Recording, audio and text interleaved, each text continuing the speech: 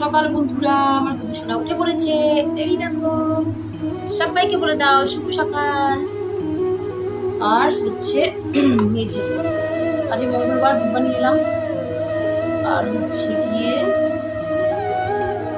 তুলসী মঞ্জুরি কোথায় গেল আমার গবেষণার? এই যে গবেষণার জন্য নিয়ে এসেছি তুলসী মঞ্জুরি। এখন গবেষণাকে স্নান করাবো। চলো গবেষণার জামা ছাড়িয়ে দিই।